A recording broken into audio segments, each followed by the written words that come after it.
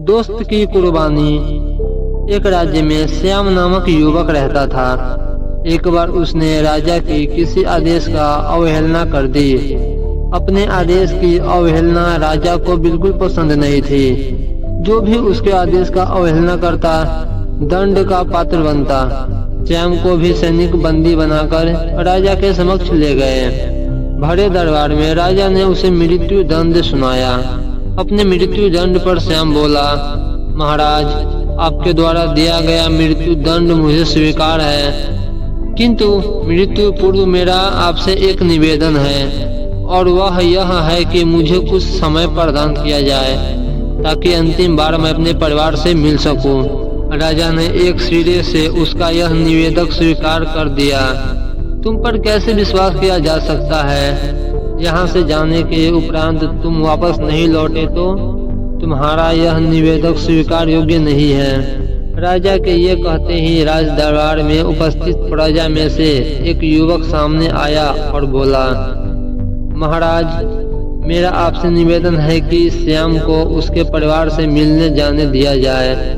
उसके वापस आते तक मुझे बंदी बनाकर रख लिया जाए, तो उसके स्थान पर मुझे मृत्यु दंड दे दिया जाए। युवक की बात सुनकर राजा आश्चर्यचकित रह गया।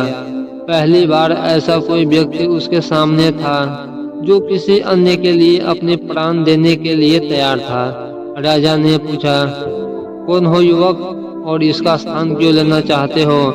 युवक बोला, महाराज, मेरा नाम कन्हैया है। मैं श्याम का मित्र हूँ। मुझे पूरा विश्वास है कि अपने परिवार से मिलकर ही अवश्य वापस आएगा। राजा ने सैनिकों को कन्हैया को बंदी बना लेने का आदेश दिया और श्याम को परिवार से मिलने जाने की अनुमति प्रदान कर दी। श्याम को 6 घंटे का समय दिया गया, जिसमें उसे अपने परिवार से मिलकर वापस आना था। श्याम घोड़े पर सवार होकर अपने परिवार से मिलने पहुंचा और सबसे मिलकर तुरंत वापसी की राह पकड़ ली। वह समय व्यर्थ नहीं करना चाहता था। समय पर राजा के समक्ष न पहुंचने पर उसके मित्र का प्राण संकट में पड़ सकते थे। तीव्र गति से घोड़ा दौड़ाते हुए वह राजमहल की ओर चला आ रहा था कि एक स्थान पर वह घोड़े से गिर पड़ा और चोटिल हो गया। इधर निर्धारित 6 घंटे पूरे हो गए। श्याम राजमहल नहीं पहुंच पाया। इस स्थिति में कन्हैया को मृत्यु दंड के लिए तैयार किया जाने लगा।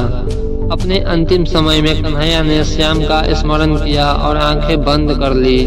वह प्रसन्न था कि वह अपने मित्र के काम आ सका, किंतु अंतिम क्षण में श्याम राजमहल पहुंच गया। वह राजा से बोला, देरी के लिए क्षमा महाराज, मैं घोड़े से गिरने के कारण चोटिल हो गया था।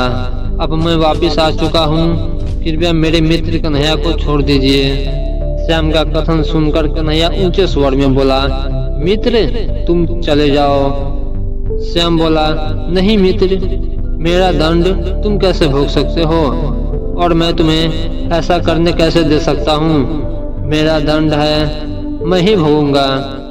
तुमने मेरे लिए जो किया उसके लिए मैं तुम्हारी आभारी हूँ। राजा श्याम और कन्हैया की मित्रता देख बहुत प्रसन्न हुआ और बोला, ऐसी मित्रता मैंने आज तक नहीं देखी है। मैं तुम दोनों से बहुत प्रसन्न हूँ और घोषणा करता हूँ कि तुम दोनों में से किसी को भी मृत्यु दंड नहीं दिया जाएगा।